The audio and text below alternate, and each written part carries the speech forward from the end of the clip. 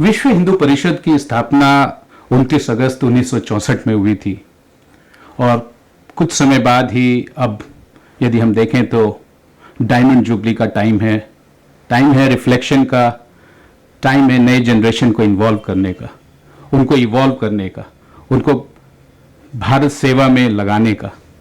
हमारे साथ आज एक खास मेहमान जुड़ रहे हैं, एडवोकेट आलोक कुमार जी। आदरणीय, सबसे बड़ी बात है 60 साल इस ऑर्गेनाइजेशन को होने को हैं। रिफ्लेक्शन टाइम भी है और ये भी एक टाइम है जब हम नए जनरेशन को विश्व हिंदू परिषद के कमान सौंपेंगे। कितना चैलेंज रहा यदि लेखा जोखा हम देखें और फ्यूचर के बारे में प्लान करें। मैं अगर अपने लगभग 60 साल की जर्नी को देखता हूँ तो मुझे बहुत संतोष होता है। ये समय हमारे रचनात्मक कामों के विकास का था, संघर्ष का था। संघर्ष गंभीर हुई, पूरी दुनिया का ध्यान हम पर रहा और उन संघर्षों में से विजयी होकर निखर के हम बाहर भी आए। इसलिए मैं कहूँगा कि इस 60 वर्षों में जिन संकल्पों को लेकर हमने शुरू किया था उसके अनेक मोर्चों पर हम आगे बढ़े हैं। पर मैं ये भी कहूँगा कि ये सब चीज़ें प्राप्त हो गई हो ऐसा नहीं है। ऐसा तो ईश्वर में ही हो सकता है। तो आगे आने वाले चैलेंजेस भी उतने ही बड़े। तो अपने भविष्य को समझ कर, अपने भूत को समझ के, इवैल्यूएट करके उसमें से संतोष भी प्राप्त करना, बचे हुए कामों को सोचना और आगे की भूमि पर दृढ़ता से पांव बढ़ाना, ये दोनों काम हम कर रहे हैं। माइलस्टोन्स की बात करें, यदि कुछ मुखर बिंदुओं की बात करें तो यदि आप उन पर कुछ अंश अपने डालना चाहें। स्वाभाविक कि सबसे पहले हमारे मन में राम जन्मभूमि आता है। 1984 की धर्म संसद में जब हमने राम जन्मभूमि का शुरू किया था, उस समय तो ऐसा बोलने वाले बहुत थोड़े लोग थे।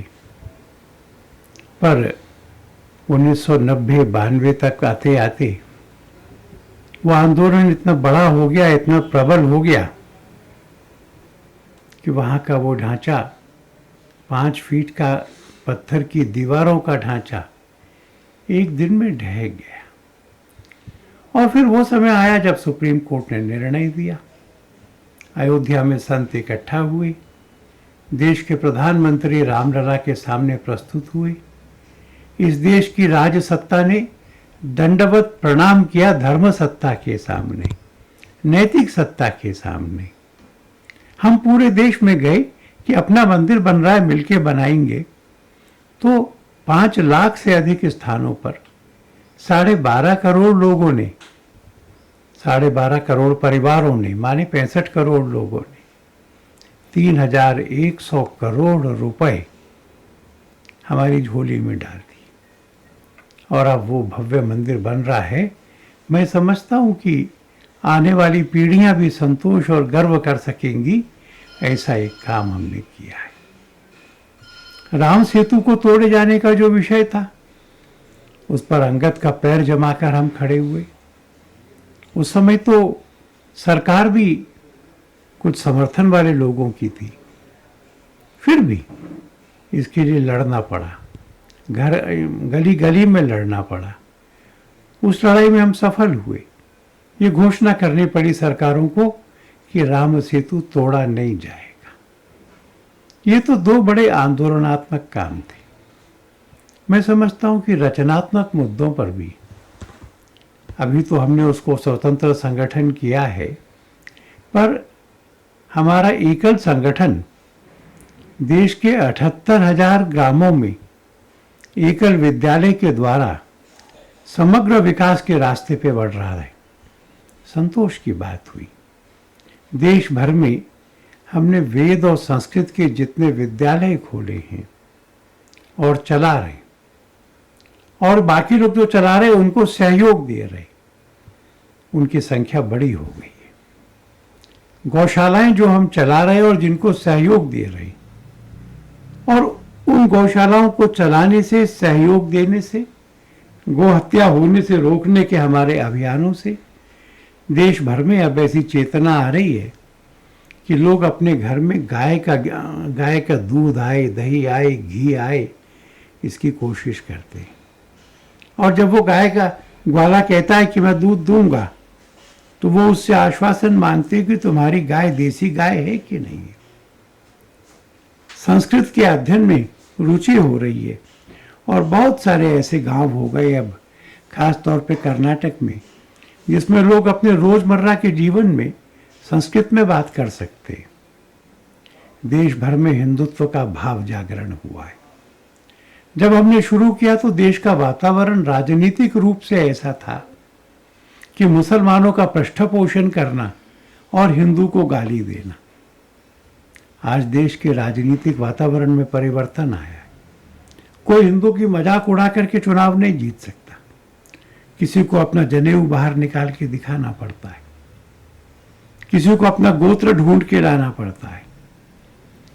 बंगाल में ममता दीदी को चंडी पाठ करना पड़ता है राजनीतिक मंचों से। दिल्ली में अरविंद केजरीवाल को हनुमान चालीसा पढ़नी पड़ती है चुनाव प्रचार में। और फिर वो अयोध्या जाते हैं, यहाँ से एक गाड़ी को भेजते हैं। तो राजनीति में भी इस बात को सबको समझ में आया है कि हिंदू को अपमानित नहीं किया जा सकता। हिंदू गौरव की बात नहीं करेंगे तो चुनाव नहीं जीतेंगे। तो देश के समूचे वातावरण में परिवर्तन आया। मैं ये मानता हूं कि जो चुनौतियां हमारे सामने हैं आगे, उसमें एक चुनौती तो समरसता की है। अभी भी अनुसूचित समाज और बाकी सब समाज के बीच में कहीं कहीं बड़ा अंतर है। और एक भी ऐसी घटना आती है कि जिसमें किसी दूल्हे को घोड़ी से इसलिए उतार दिया जाए कि वो अनुसूचित समाज का है, हम सबको आक्रोशित करती है। ऐसी एक भी घटना जब तक बंद नहीं होगी, हमें काम करते रहना पड़ेगा। दूसरी जो चुनौती अभी भी हमारे सामने है, वो ये है कि जो पसमानदा मुसलमान हैं, जो हिंदू से मुसलमान हुए कुछ पीढ़ियों में, वहां पर भी जाति के चक्कर में फंस गए, अपमानित भी होते हैं, गरीब भी होते हैं।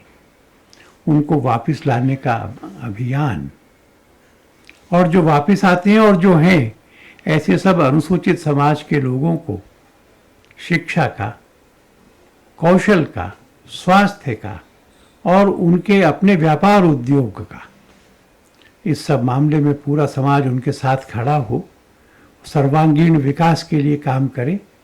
ये अभी एक अनफिनिश्ड एजेंडे के दो बड़े बिंदु जरूर हैं। आदरणीय, आपने कहा कि गौशाला, गौ संवर्धन, वो आपका एक एक्शन प्लान रहा है और आप उस पर काम भी कर रहे हैं।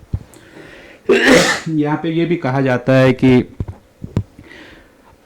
गौशाला और गुरुकुल ये सनातन धर्म के दो महत्वपूर्ण बिंदु थे जो सदियों से चलती आ रही थी। एक पोषित करता था और एक ज्ञान से पोषित करता था। एक शरीर को पोषित करता था और दूसरा ज्ञान को पोषित करता था।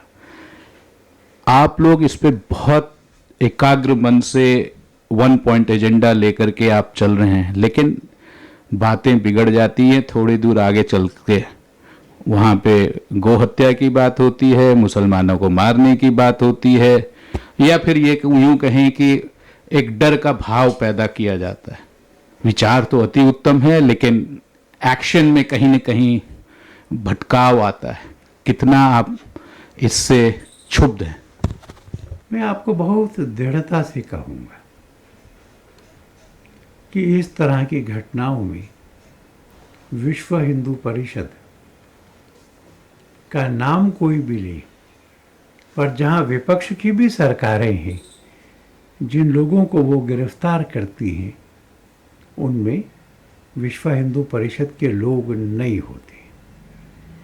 हम अपने बजरंग दल के कार्यकर्ताओं को कानून का प्रशिक्षण देते हैं। जिन राज्यों में गो हत्या विरोधी कानून है, उसमें कौन से कानूनी कदम है इसको समझाते हैं। जिस वाहन में गाय ले जाई जा रही है उसको रोकते हैं, थाने ले जाते हैं, केस दर्ज कराते हैं, केस की निगरानी करते हैं, वह हिंसा नहीं करते। और मैं तो किसी को चुनौती देकर कहता हूँ कि मॉब लिंचिंग की घटना में भी और गौरक्षा वाली इशू पर भी जिन लोगों को पुलिस ने गिरफ्तार किया है, उन राज्यों में भी जो भाजपा शासित नहीं है, उसमें किसी विश्व हिंदू परिषद का नाम लेके बताइए।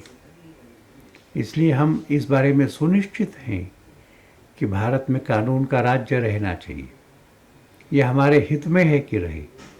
यहाँ भारत के संविधान का बराबर अनुपालन होना चाहिए। और प्रखर जी, मैं कहूँगा कि वह हम करते भी हैं। आदरणीय, संदर्भ आज का यदि हम संदर्भ देखें तो कल ही इंटरनेशनल वुमेन्स डे मनाया गया। विश्व हिंदू परिषद के पास दो बड़े ऑर्गेनाइजेशन हैं, दुर्गा वाहिनी और मातृशक्ति से जो ओतप्रोत हैं। इनका क्या आयाम रहा, क्या माइलस्टोन रहा, और आज जब 2022 में हम हैं और ऑर्गेनाइजेशन का 60 साल भी बहुत पास है, प्रधानमंत्री जी ने बेटी बचाओ बेटी पढ़ाओ का जो एक आह्वान किया था आज से 8 साल पहले, सनातन धर्म के नजरिए से आप क्या देखते हैं या क्या आप महसूस करते हैं या कहां तक हम पहुंचे? दो बातें, एक तो ये दोनों ऑर्गेनाइजेशन के माइलस्टोन और दूसरा भविष्य, और प्रधानमंत्री जी ने जो बेटी बचाओ बेटी पढ़ाओ उसका सनातन धर्म पर क्या इम्पैक्ट पड़ा और क्या आउटकम निकला? सनातन धर्म पर उसका इम्पैक्ट पड़ने का मैं बहुत ठीक से नहीं समझा। मैं इसलिए कहता हूँ कि हमारे यहाँ तो जीव का जन्म गर्भाधान के समय होता है, डिलीवरी के समय से नहीं। और इसलिए भारतीय विधि में जो पेट में बच्चा होता था उसको भी संपत्ति का अधिकार होता था। इसलिए बेटी बचाओ बेटी पढ़ाओ, ये तो भारतीय संस्कृति का भाव है। हमारी बहुत सारी वैदिक जो ऋषि हैं उनमें महिलाएं भी हैं। वो अपने आश्रम चलाती थीं, वो पूजित होती थीं, उनको ऋषि माना जाता था। रामायण और महाभारत के समय में वह युद्धों में भाग लेती थीं। और इसलिए महिलाओं के प्रति कोई छोटा भाव रखना ये अपमानजनक है। विश्व हिंदू परिषद ने बाकी भी प्रयत्न किए। हमारी दुर्गा वाहिनी ने देश भर में पुलिस की मदद से पूरे देश में युवतियों को उनकी सेल्फ डिफेंस के कोर्सेज कराए। अगर कोई लड़का छेड़ता है, आवाज़ कसता है, तो मुंह चुरा कर वहाँ से आने वाला मार्ग नहीं, आगे बढ़कर उसका गला पकड़ना और दबाना, इसका साहस उसमें हो, वह शिक्षित हो, वह कर्मशील हो, उसके हाथ में हुनर का प्रशिक्षण हो, वह नेत्री हो। इन सब चीज़ों को दुर्गा वाहिनी और मातृशक्ति, ये दोनों संगठन और विश्व हिंदू परिषद ये आग्रह से देखते हैं। प्रत्येक प्रांत में और केंद्र में हमारे पदाधिकारियों में बहनों की संख्या पर्याप्त रूप से बढ़ी है, उनका सहभाग बढ़ा है, और हम मानते हैं कि भारत के पुनर्तारुण्य में महिला शक्ति का एक बहुत बड़ा योगदान होगा। आदरणीय, आपके क्रिटिक ये कहेंगे कि आप नए जनरेशन को इन्वॉल्व करने के लिए ये दो दुर्गा वाहिनी और मातृशक्ति का आपने सहारा लिया, जैसे ब्रांडिंग के और इंटरनेशनल यदि हम कहें मार्केटिंग में कहें कि you are trying to catch the offspring at the birth to find your market and find your followers? थोड़ा आपका उत्तर देने में कठिनाई होगी, क्योंकि मैं कमर्शियल टर्म्स में इन संबंधों और आंदोलनों को नहीं देखता हूँ। पर मैं ये मानता हूँ कि भ्रूण हत्या ये मानवता के प्रति अपराध है, इसलिए इसमें मार्केटिंग या ब्रांडिंग की बात नहीं है। आजकल की मार्केटिंग और ब्रांडिंग तब होती है जब हम लिव इन का समर्थन करते हैं, जब हम ये कहते हैं कि मैरिटल रेप को लॉ बनाओ, जब हम ये कहते हैं कि कानूनों को इस ढंग से बदलो जिसमें महिला कुछ भी कर सकती हो और उस पर कानून के वो भी अंकुश ना हो जो पुरुषों पर है, हम उतने प्रगतिशील नहीं होंगे।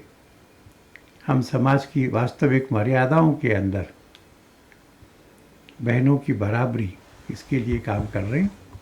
ये फैशनेबल कई बार लोगों को नहीं लगता है, पर हम समझते हैं कि हम ठीक रास्ते पे हैं।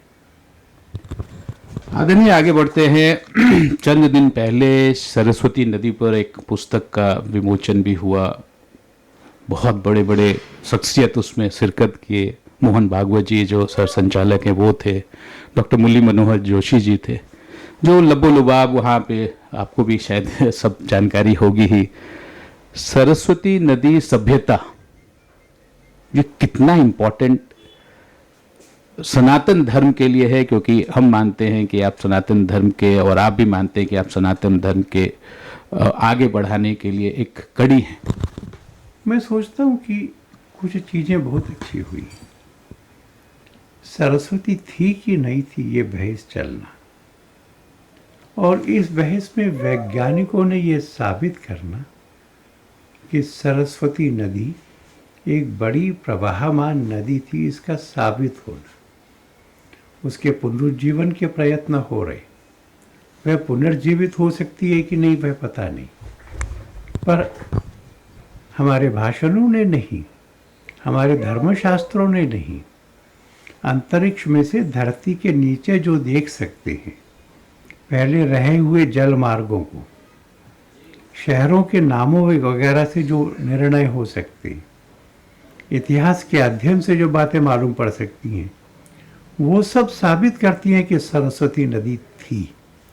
ये ऐतिहासिकता हमारे आख्यानों को सच बनाती है। मैं आपको एक बात बताऊं, कुरुक्षेत्र में एक कृष्णा म्यूजियम है। उस म्यूजियम में एक चौक है। उस चौक के बीच में एक पत्थर रखा हुआ है। उसके चारों ओर बड़े बड़े चित्र बने हुए हैं।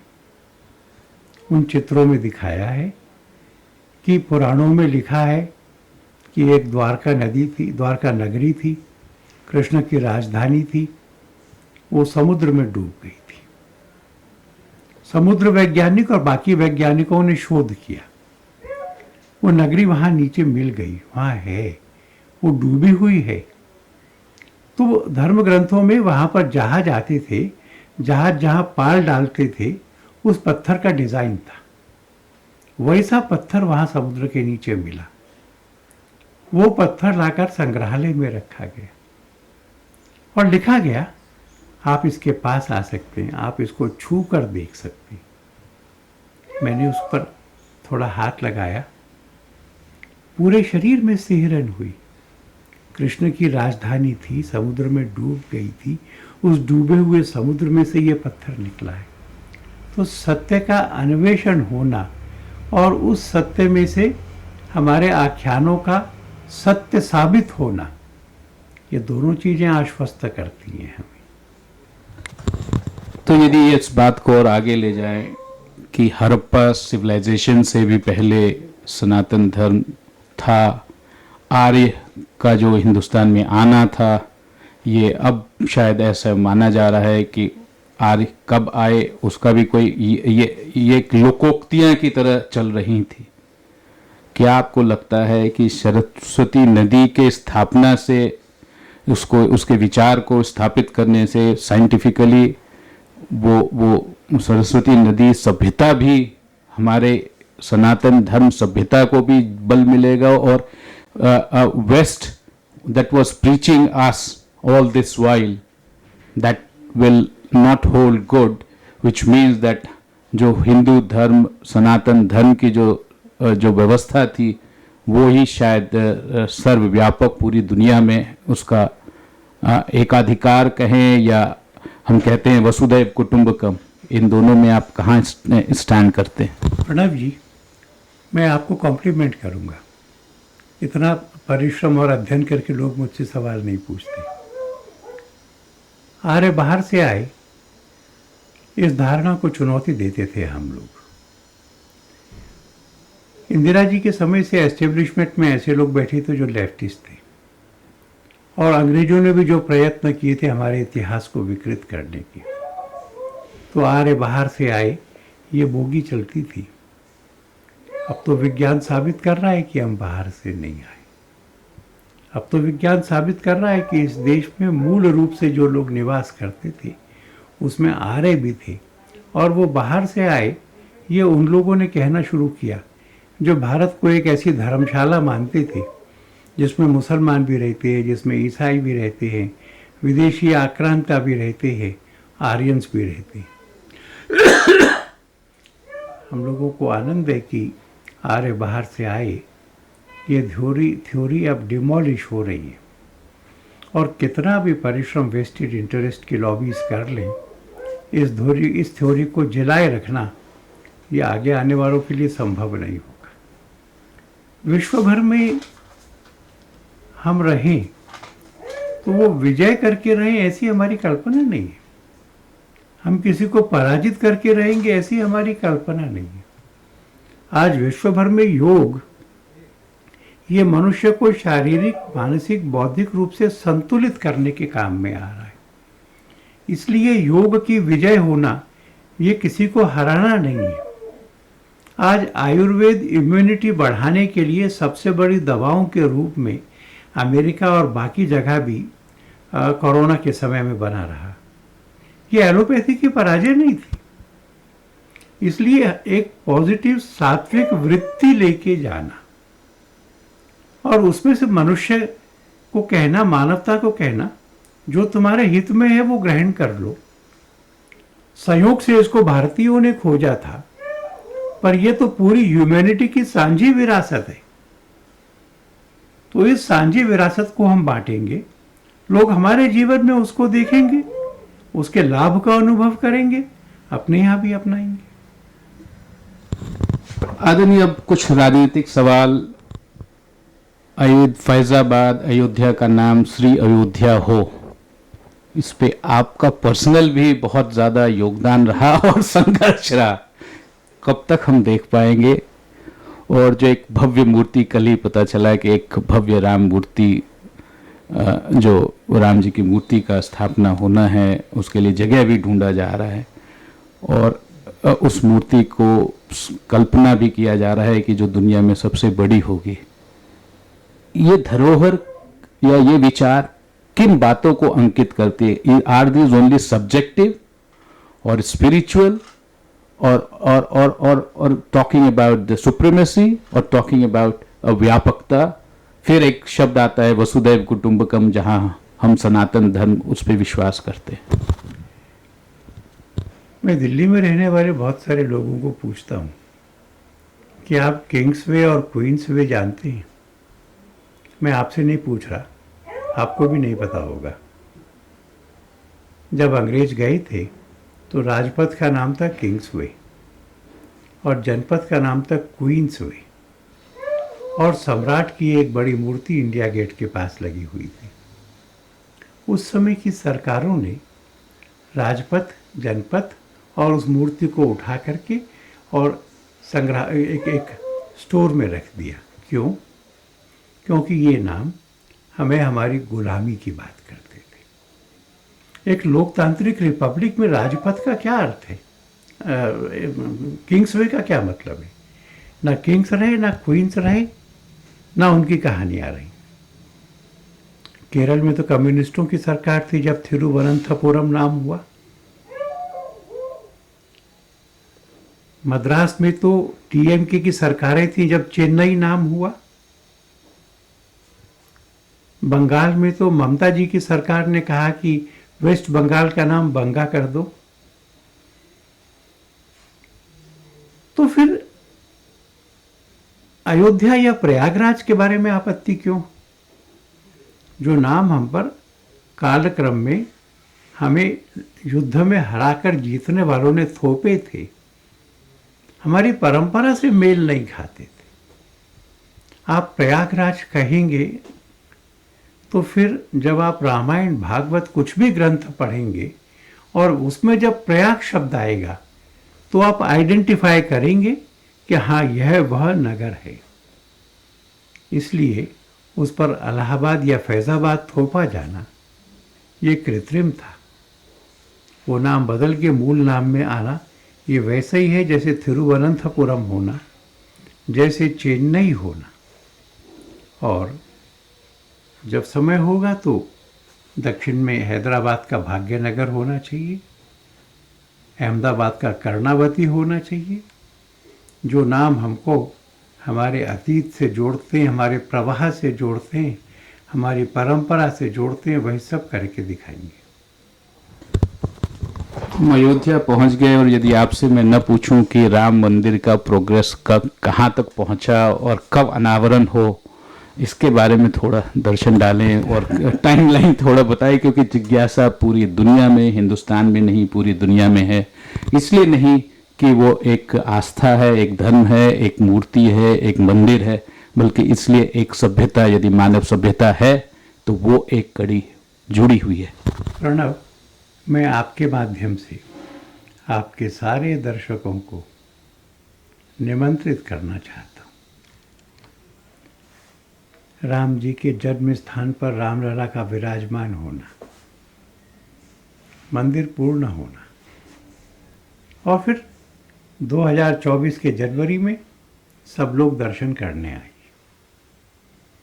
जन्मभूमि पर जहाँ जन्म हुआ था वहाँ गर्भगृह में भव्य दिव्य मंदिर में आकर उसकी चौखट पे सिर टिका के प्रणाम करना।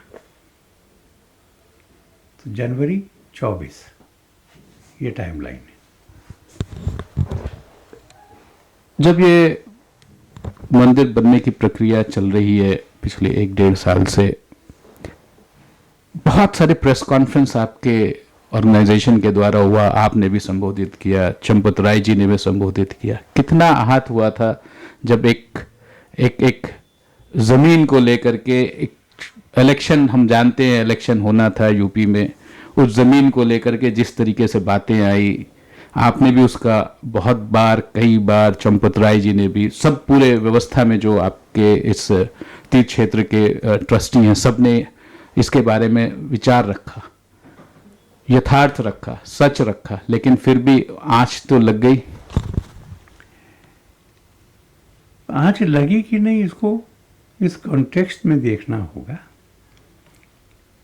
आरोप तो प्रथम दृष्टया भी झूठे थे। क्यों लगाए जा रहे थे? चुनावों में हिंदू नेतृत्व की क्रेडिबिलिटी को डिमोलिश करना, हिंदू क्रेडेंशियल्स में संदेह पैदा करना, हिंदुत्व के लोगों में अपने नेतृत्व पर अनास्था होगी तो चुनाव में उत्साह नहीं रहेगा, इसलिए न लगाए जा रहे थे। तो फिर चुनाव के दिनों में क्यों नहीं लगे? इसलिए नहीं लगे कि there were no takers for it. People knew the truth, people could see behind the smoke screen. लोगों ने चंपत जी का और बाकी सबका जीवन देखा है, आज का भी देखा है, उन्होंने तथ्यों को भी देखा है। इसलिए झूठ की हांडी चुनाव प्रचार के गर्मी से पहले टूट चुकी थी, इसलिए पूरे चुनाव में किसी ने उन आरोपों का जिक्र नहीं किया है। हमको संतोष है कि सत्य यशस्वी रहा है। अयोध्या के मंदिर के बारे में सुप्रीम कोर्ट में केस लड़ना और ये जो संदर्भ आप और हम अभी डिस्कस कर रहे हैं, कितना दुखदाई रहा। इसके बारे में कोई केस नहीं हुआ, चंदे के बारे में। नहीं, मेरा कहने का मतलब उस वक्त एक मंदिर के लिए जो लड़ाई चल रही थी, कोर्ट में जो केसें हो रही थी, इतना व्यापकता था और इतना बड़ा था। और एक ये जो कुछ महीनों पहले, इलेक्शन से पहले, ये जमीन की विवादित बयानबाजी पॉलिटिकल पार्टीज में आई, फिर चंपत राय जी पर सवाल किया गया, ये कितना आप लोगों को झकझोरा, या आप आशान्वित थे कि ऐसे कुछ सिचुएशंस आएंगी या ऐसे प्रॉब्लम्स आएंगी जो हमें अपने मार्ग से प्रशस्त होने पर रोक डालने की कोशिश होंगी? मैं कहूँगा कि जिन लोगों को सत्य मालूम था वो विचलित नहीं हुए। उनको मालूम था कि असत्य नहीं टिकेगा। सुप्रीम कोर्ट के मुकदमे के बारे में, राम जन्मभूमि के मुकदमे के बारे में मुझे किसी ने पूछा था कि राम जन्मभूमि की अंतिम लड़ाई जिसमें निश्चित विजय प्राप्त हुई, उसका रणांगन कौन सा था और उसमें हमारे नेता कौन थे? तो मैंने उन्हें कहा कि अंतिम और निर्णायक लड़ाई सुप्रीम कोर्ट के कोर्ट नंबर 1 में हुई और उसके नेता पारासरन थे, वैद्यनाथन थे। कैसे अद्भुत लोग थे। मैं पारासरन जी को मिलने गया था बहस शुरू होने से पहले। उन्होंने वकालत छोड़ दी है आयु के कारण। उन्होंने कहा कि mister Alok Kumar, whenever I wish to read something, I read your appeal files. जब मैं थक जाता हूँ पढ़ पढ़ के, कुछ और करना चाहता हूँ, तो I read your appeal files. खाना खा के लेटता हूँ, घंटा भर नींद नहीं आती है, मैं आपके मुकदमों पर रोज बहस करता हूँ। 10 साल तक ऐसा रहे ना। और जब सुप्रीम कोर्ट कहे आप सवेरे से शाम तक कई दिन बहस करेंगे, आप बैठ जाइए, बैठ के बहस करिए, तो वो कहेंगे कि मैंने रुपये के लिए जिंदगी भर खड़े होकर के केस लड़े, आज पहली बार भगवान का लड़ रहा हूं, बैठूंगा नहीं।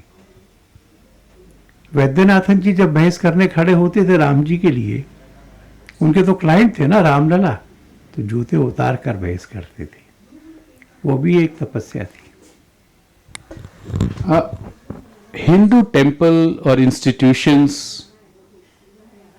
धर्म के अनुयायियों को मिले और उन्हीं के पास रहे, ये भी एक भारत में एक अद्वितीय झगड़ा चल रहा है, क्योंकि मुसलमान के धर्म के जगह, ईसाइयों के धर्म के जगह और आस्था की जगह उनके पास हैं, लेकिन हिंदू धर्म के टेम्पल और हिंदू धर्म के इंस्टीट्यूशंस, भारत सरकार उसको मेंटेन करती है, उसको कोऑर्डिनेट करती है, उस पर काम करती है। आप लोगों ने ये मुद्दा भी कुछ चंद सालों में बहुत एग्रेसिवली उठाया है। कितना इसमें तथ्य है, या इसमें आपको लगता है कि आपके साथ जाती हो रही है? भारत सरकार के पास तो केवल आर्कियोलॉजी विभाग के मंदिर है, राज्य सरकारों के पास ज़्यादा मंदिर है। ये अच्छा नहीं है। एक तो सरकार को मंदिर चलाना उसका काम नहीं है, बाबुओं को आता भी नहीं है, और इसलिए मंदिर दुरावस्था के शिकार होते। मंदिर का पैसा कानून की धाराओं के अनुसार एडमिनिस्ट्रेटिव खर्चों के लिए चला जाता है। हमने इसके खिलाफ आवाज़ उठाई है। हमको आनंद है कि सबसे पहले हिमाचल ने मंदिर वापस कर दिए समाज को, कर्नाटक ने घोषणा कर दी है। ऐसा प्रचंड आंदोलन हम करेंगे कि सब सरकारों को अपने कब्जे के मंदिर वापस समाज को सौंपने पड़ेंगे, और कोई रास्ता नहीं और कोई विकल्प नहीं।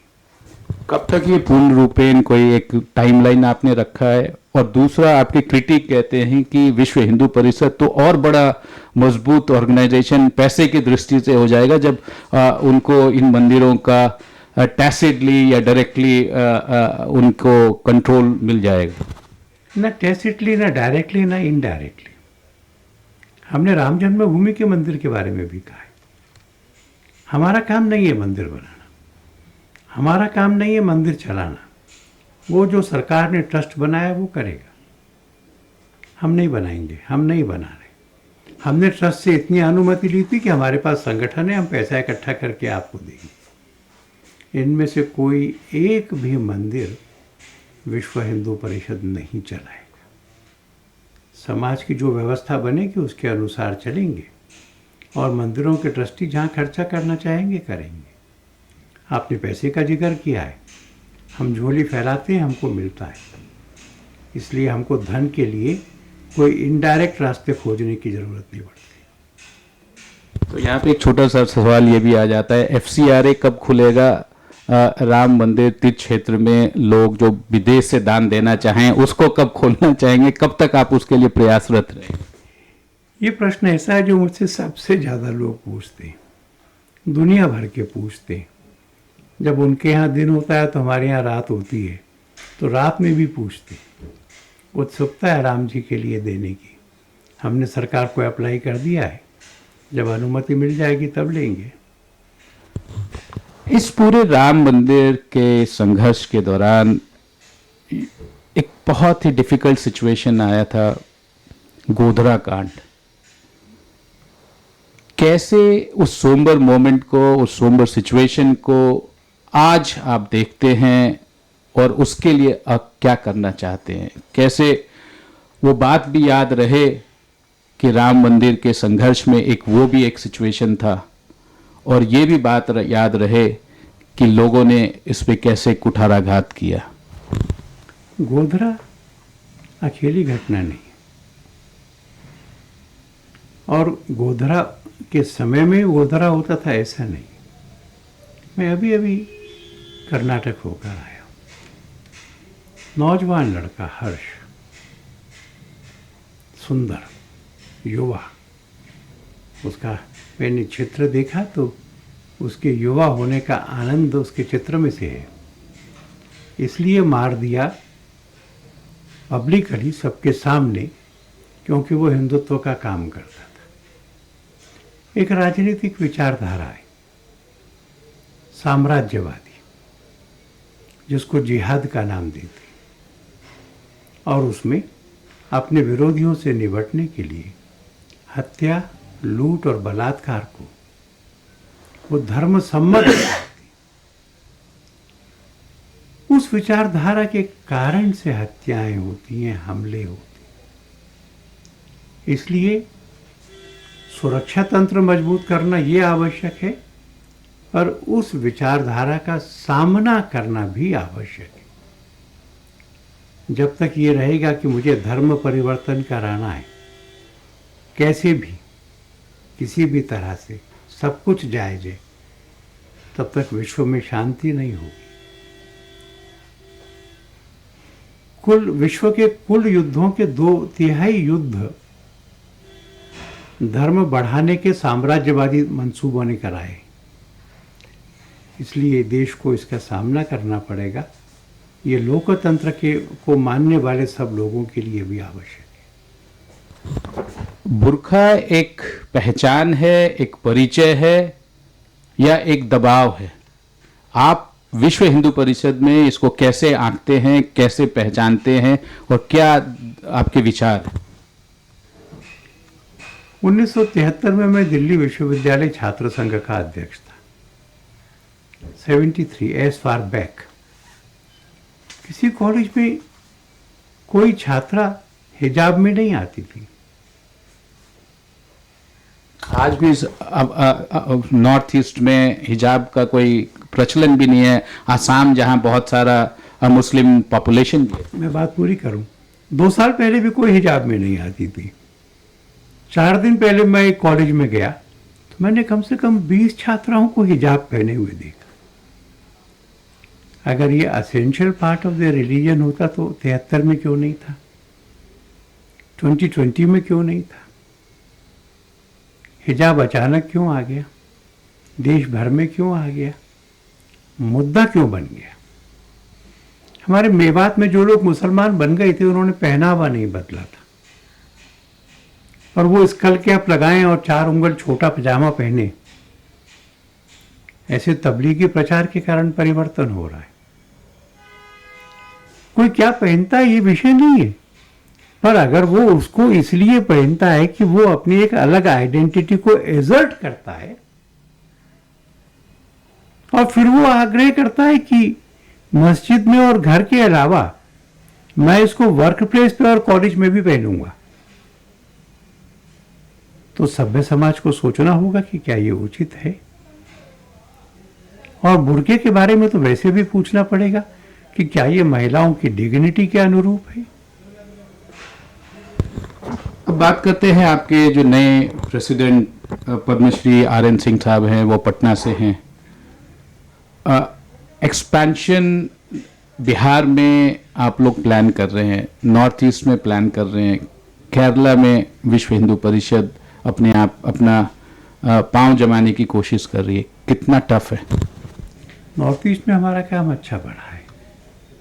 राम जन्मभूमि के लिए वहाँ के 8 राज्यों ने अच्छे से दिया है। ये ठीक है कि मिजोरम है, नागालैंड है, ऐसे 4 प्रांत वहाँ लगभग 100% ईसाई जैसा हो गए। उसमें भी लोग अपने स्वधर्म को स्मरण करके लौट रहे। हम वहाँ सेवा प्रकल्प चला रहे। हमको अपने काम की प्रगति से संतोष है। नॉर्थ ईस्ट में हम एक बड़ी शक्ति के रूप में उभर रहे। बिहार में मुस्लिम आतंक और दबाव कुछ जिलों में भयंकर स्थिति में, राजनीति भी उसको प्रश्रय देती है। बिहार के अपने अलग चैलेंजेस हैं, उनका सामना करने के लिए अलग रणनीति बनानी होगी। एक आखिरी सवाल, कुछ महीने पहले आपने शंकराचार्य जी पे बन रही फिल्म का प्रीव्यू देखा था। शंकराचार्य जी के पर बन रहे फिल्म सनातन धर्म के लिए, हिंदू धर्म के लिए एकजुट करने के लिए, साउथ और नॉर्थ को एक साथ लाने के लिए, ईस्ट और वेस्ट को एक साथ लाने के लिए आपके विचारधारा विश्व हिंदू परिषद के विचारधारा से कितना मेल खाती है और इसका क्या प्रयोजन है? शंकर की महानता के बारे में तो कहीं दो राय है नहीं, और इसलिए उनका अद्वैत भाव का प्रसार ये विश्व भर में हो तो विश्व का मंगल होगा।